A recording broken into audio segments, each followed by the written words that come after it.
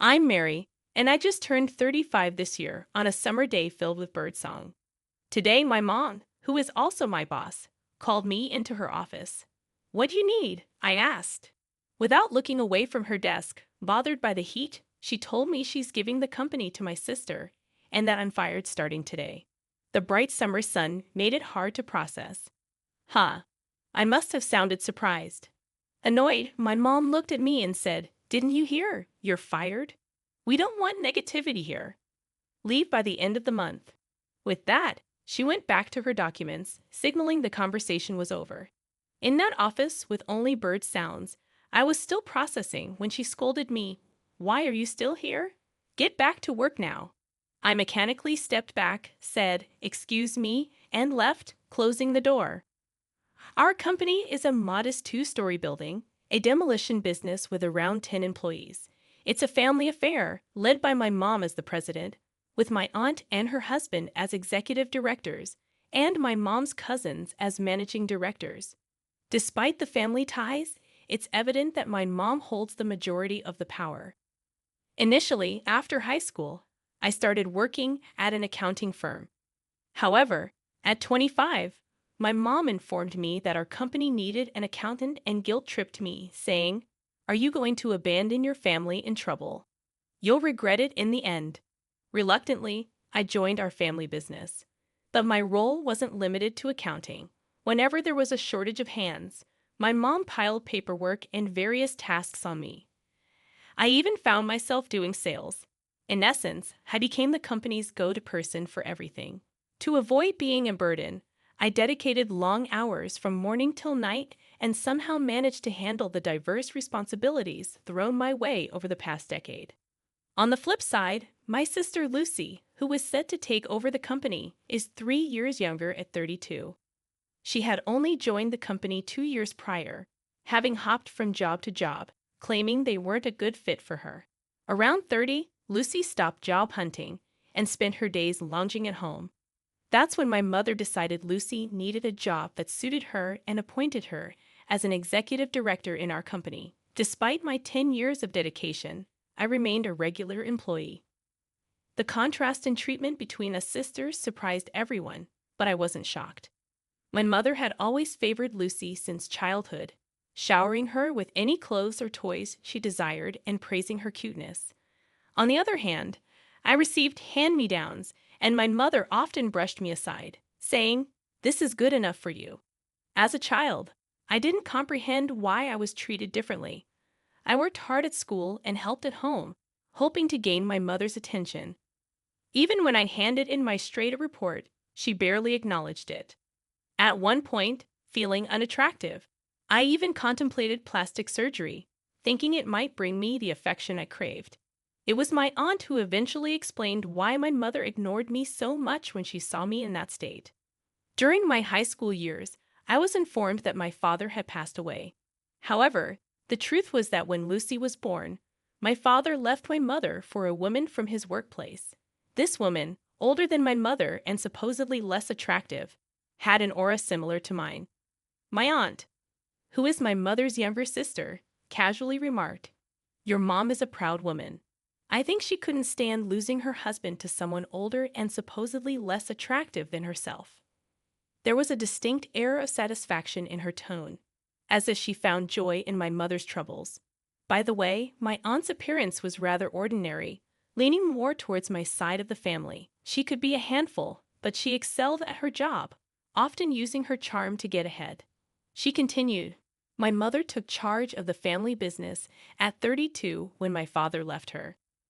Leveraging her striking beauty, she attracted and retained numerous clients, significantly boosting the business. Part of the success was due to the era, with many buildings needing demolition after reaching their lifespan. Consequently, neither my aunt's family nor my cousins could really oppose my mother. Lately, the expenses for industrial waste disposal and transportation have risen, making it challenging to maintain a balance between demolition costs and actual expenses. Our company, along with the entire industry, was facing tough times, struggling even to cover monthly employee salaries. In the midst of these difficulties, my younger sister joined as an executive director. I wondered how we would manage her salary, but my mother straightforwardly said, "We'll reduce your salary to pay hers. We're family, it's only natural, right? Even with a salary cut, it won't be enough for an executive director's pay." I argued reasonably, but as usual, Mom insisted. "It's your responsibility to figure it out. Just make it work." I tentatively suggested, "Shouldn't Lucy start as a regular employee?" My mother gave me a stern look and rebuked. "Who do you think you're talking to? This isn't something for someone like you to interfere with." We were all living under the same roof at the time. Lucy didn't contribute financially to the household, whereas I contributed $1,500 every month. Even when Lucy joined the company, she didn't contribute anything to the house. Since I was young, I had been helping with household chores for my busy mother, while Lucy acted as if doing nothing was the norm. "Hey sis, is dinner ready yet?" Lucy would ask about dinner when I was working overtime. When I suggested she make something for herself, Lucy said, "What? I don't know what to make. The kitchen is your territory, right? I don't want to get scolded for using it without permission." "You scolded me for that before." She never attempted to cook. Using that past incident as an excuse, Lucy neglected cleaning up after herself and never put things back where they belonged. She held a grudge for the scolding and used it as an excuse to avoid doing anything. I often had to reluctantly come home to prepare dinner and then head back to the office to continue working. My mother usually didn't cook dinner either. Despite my efforts to prepare meals, my sister Lucy often opted to eat out, choosing whenever she fancied. Lately, my mother's frequent business meals with Lucy meant I had less need to cook dinner. However, the surge in entertainment expenses became a new concern. At 63, my mother began complaining more about aches, pains, and the consequences of heavy drinking. During this period, I was summoned to the CEO's office and informed, "I'm handing the company over to Lucy. You, who are not as attractive, are fired." While I could understand the decision based on my mother's past actions, it was hard to accept being let go because of my appearance. Even if my salary was redirected to Lucy, I failed to see the merit in it. When I consulted my aunt, she already knew about Lucy becoming the CEO, but my termination was news to her. After some contemplation, my aunt mentioned, "I don't quite understand, but it seems Lucy has been saying behind the scenes that she doesn't like it when she tells everyone she'll handle something, and they say it's okay because they'll ask Mary for help. Maybe that's part of the reason." No, everyone stopped asking Lucy because she does sloppy work, right? Lucy was indeed incompetent, missing deadlines, making phone mistakes, and having numerous typos. Despite some work experience, she seemed oblivious to her lack of ability, perhaps because her beauty had always led men to cover for her, preventing her from reflecting on her actions. My aunt, acknowledging the situation, commented, "Well, that's true, but I think she considers you a nuisance." She expressed regret, saying, "I never thought they would let you go. The company won't be able to function without you." Though troubled, she refrained from confronting my mother, knowing she couldn't win. I felt a deep disgust being related to such an unreliable aunt. "So I'm basically disliked by both my mother and my sister, huh?" I said in a somber tone. My aunt, unsure how to respond, suggested, "Well, your sister is terrible. But don't you think you'd be better off working somewhere else with all your skills? It's a waste to stay here." I decided to quit. In her eyes, a faintly kind light of kinship shone. Standing in the car under the red glow of the summer twilight, staring at the distant mirage, I felt a sense of release. Maybe it's okay now. I turned to my aunt and said with a broad smile, "You're right." It was the first time I had smiled so genuinely since joining the company. My aunt, a bit puzzled by my smile, returned a somewhat sorrowful smile. As I busily created handover documents and organized files, the end of the month, my resignation date, arrived swiftly. When I entered the CEO's office on time, the once audible sound of birds was absent, and my mother and sister were engrossed in lively conversation. "That sales guy definitely has a thing for you." "You, that bald guy, no way." They laughed heartily, oblivious to my presence. When I cleared my throat, They finally turned around. My sister, with a curious look, said, "What's up? If it's about dinner tonight, we don't need it. I'm resigning today. Thank you for everything." "Oh, is it today? I forgot." She laughed again. Feeling refreshed, knowing I wouldn't have to see their faces anymore, I announced, "I'm also moving out of the house, so please take care of yourselves." My mother mechanically responded, "Okay, good work," with an emotionless face. Closing the door, I heard my sister's voice saying, "Now we won't have to see that annoying face anymore." In my heart, I whispered, "Just you watch," and left the company I'd been part of for so long. A week later, after completing paperwork for a specific school, I checked my phone and noticed 14 missed calls from my mother within just 2 hours. Sensing an unsettling vibe, I decided not to return the call and switched my phone to silent. After finishing my other tasks, I headed home.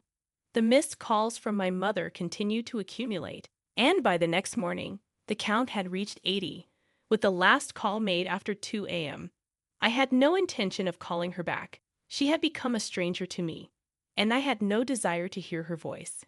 There were even fleeting thoughts that hearing her voice might lead me to comply with her words, considering I had been under her control for 35 years. Determined to break free from her influence, I resisted answering her calls. Although I could have blocked her number, I decided to let the calls go through, thinking they might serve as evidence of her actions in case something happened. Initially, receiving nearly 100 calls daily was distressing, and I detested seeing the incoming calls. However, as I grew accustomed to it, a sense of satisfaction arose, envisioning my mother's struggle with each unanswered call. I finally came to realize the extent of mistreatment I endured. A year passed in this manner. By then, my mother's calls had ceased, leaving me in the dark about her situation. Throughout this year, I balanced part-time work with online schooling for tax professionals, successfully passing the exams. Recently, I landed a position at a top tax consultancy firm. My practical experience, coupled with the broad perspective gained from diverse tasks at my mother's company, proved invaluable in my new role.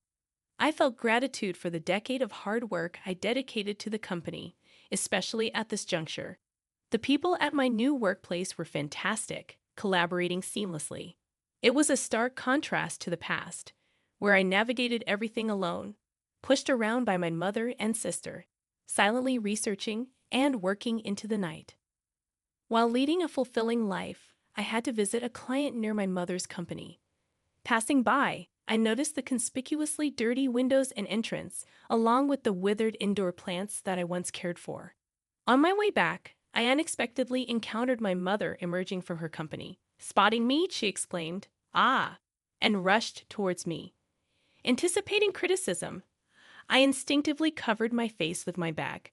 To my surprise, my mother approached with a sweet, cajoling tone, asking, "Where have you been, Mary?" An uncomfortable shiver ran down my spine, and I instinctively recoiled. "I've called you so many times, you know." "Did you change your smartphone?" It seemed she hadn't even considered the possibility that my avoidance might stem from disdain.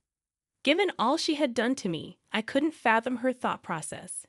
Ignoring my perplexed expression, she continued, "Oh, but it's a good thing I saw you. Look at the state of this company. It's dreadful, isn't it? You can start working from tomorrow. I'm not angry, you know." "Huh. So I forgive you for leaving a year ago. Please start coming to work from tomorrow." It took me a few seconds to grasp what my mother had just said. Did she only envision a little me crying and adoring her? Mom, I'm already working at another company, and I'm happy there." At my hesitant response, her face twisted into something monstrous, and she bellowed, "What? You're telling me you're working somewhere else while our company is in trouble?" "I don't give a damn about other companies. You're mine, understand?" Causing a scene in the middle of the street, I retorted, "Wait a minute. You're the one who fired me, remember? What about Lucy? What happened to her?" In response, my mother snorted and dismissively said, "Oh, Lucy. I thought she'd be more useful, but she was caught having affairs with 3 men from our key client. Needless to say, our dealings with them ended in a flash. If she was careful enough not to get caught, it would have been all right. so I kept her from the front office and made her do clerical work. But she couldn't even clean properly and was absolutely no good at accounting. Because of her, we couldn't even afford to hire someone else. After venting her frustrations, my mother turned to me with a grin. "That's why it's your turn, Mary. Ever since you left, the office has been in shambles. I need you to take responsibility." I had meticulously prepared a handover manual before leaving and had explained everything to Lucy. Lucy probably hadn't even glanced at the handover document, and I was certain my mother hadn't heard anything about it. Even if she did hear, she'd either not remember or pretend to have forgotten. I couldn't fathom why they would fire me and then ask me to take responsibility. This was how these women always acted, taking a tough stance, blaming others, and letting others clean up their mess. It was their usual trick. I bit my lower lip, thought of the kind faces of the people I was currently working with, and vowed to myself that this was the real world I had been living in. A chaotic world until now, but I wouldn't succumb to this pressure anymore. I couldn't fathom why they would fire me and then ask me to take responsibility.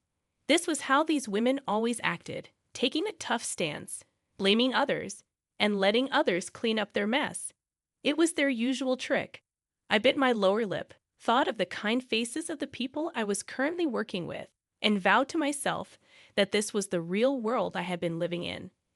A chaotic world until now, but I wouldn't succumb to this pressure anymore. You, the boss, were the one who fired me, right?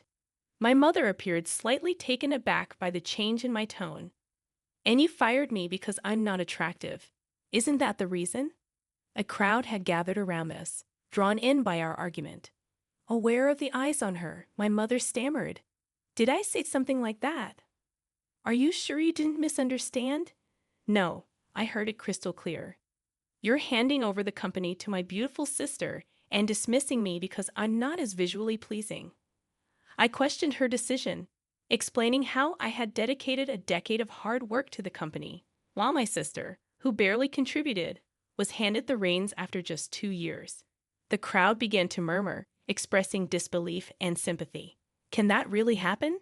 That's terrible. Are they even related by blood?" Some started recording the scene, but I was too angry to care.